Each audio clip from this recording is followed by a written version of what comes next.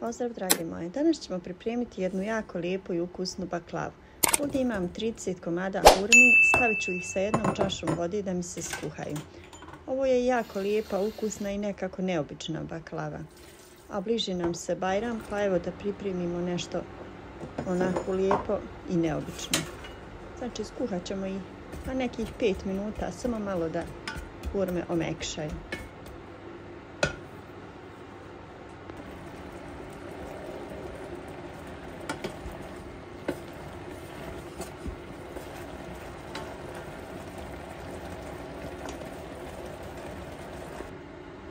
Kada smo skuhali hurme, sada ćemo istopiti 250 g maslaca ili margarina. Ono što imate, znači može maslac ili margarin. Otopit ćemo i to, bit će nam potrebno 200 g za baklavu, a 50 g za premazivanje kora.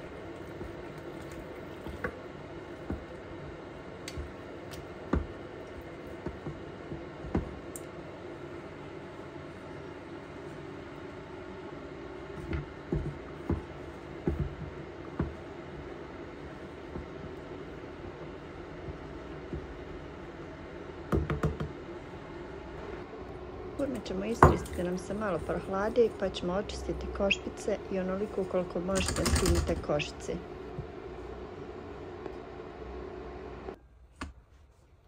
Evo ovako očistite ih, znači od košpica i od viška kožice koja je otpala sa hurme.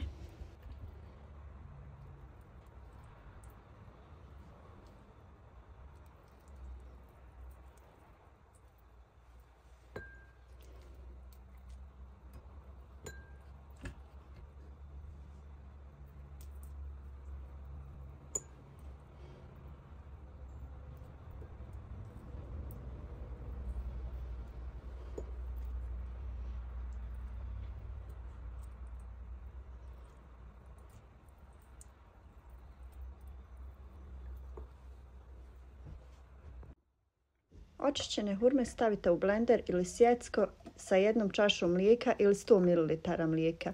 Stavite da nam se samelji, da dobijete baš lijepu kašu kada sameljete ove naše hurme. Znači 100 ml mlijeka i hurme stavite u blender ili sjecko, lijepo izmeljite i to će nam biti fil za ovu našu baklavu.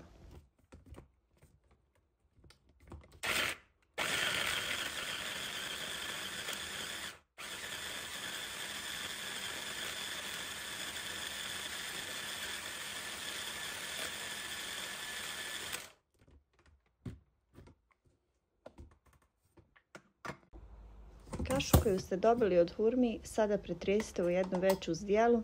Tu ćemo staviti još 200 g oraha i 300 g mljevenog keksa, 3 kašike griza i stavit ćemo 200 g maslaca otopljenog i malkice mlijeka, vidjet ćete u nastavku.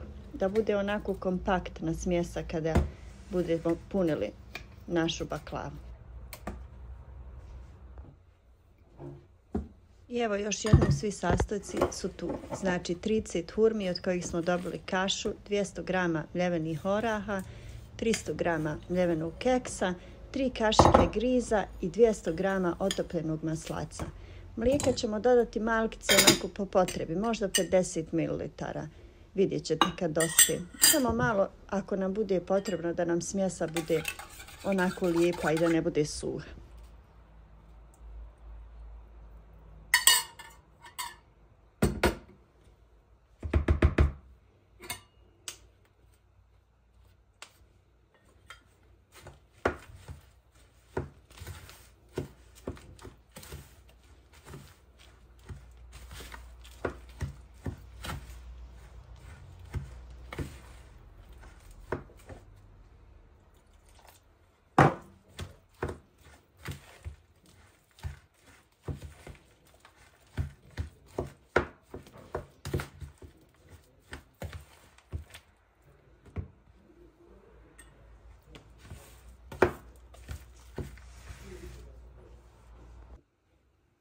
Za ovu baklavu će vam biti potrebno 500 g jufke. Neke 2 do 3 jufke ostanu na kraju kada sve popunite ovo.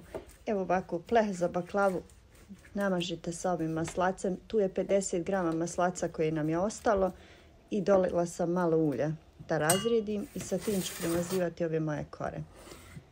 Znači, stavljate jednu koru, premažite je sa mješavinom ulja i maslaca i onda stavite još jednu koru pa fil. Vidjet ćete sada kako treba da se pravi ova naša baklava.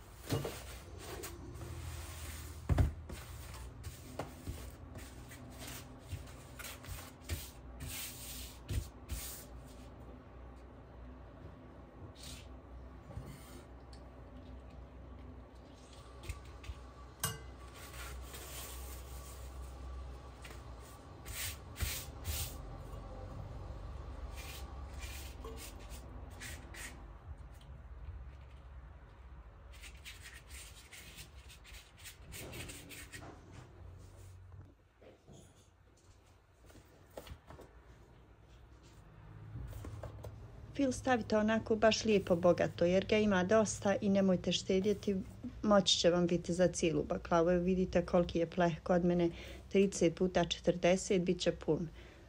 Znači stavite lijepo file jer će tako baklava biti ukusnija i ljepša.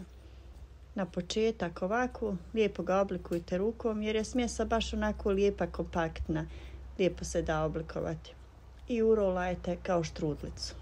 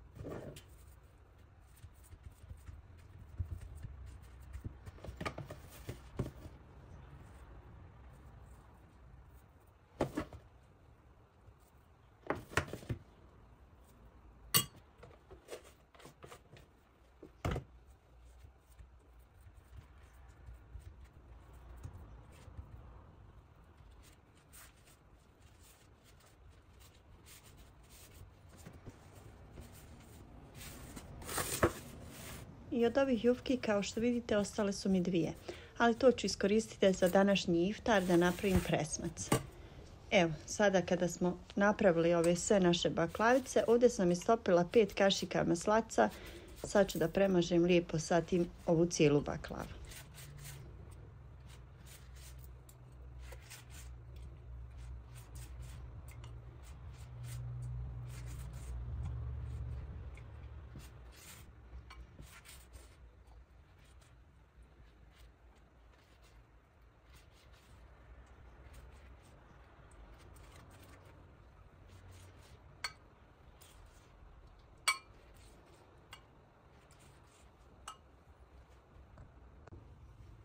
Baklavu isjecite na željene veličine. Evo ovako isjecite ih kao pitu kada pravite od jabuka.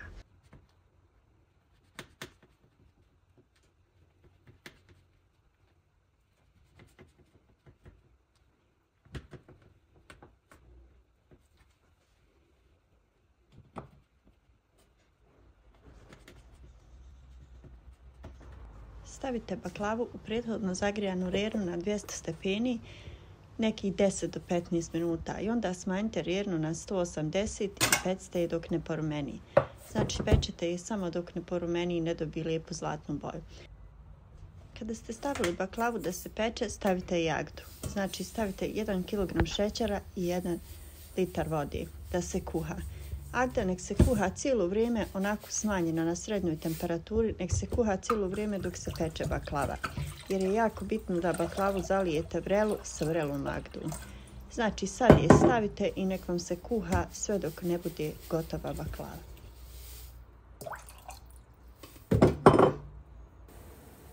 Znači kada ovako prokuha agda, smanjite temperaturu i ostavite je sada da kuha cijelo vrijeme dok nam se i baklava peče. Da bude onako lijepa, gusta, a i da bude vrela dok bude gotova baklava.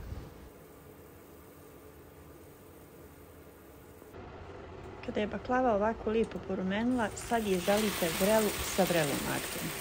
Znači vrela baklava, vrela agda. Zalijte je onako baš lijepo, istresite cijelu agdu da bude baš sočna.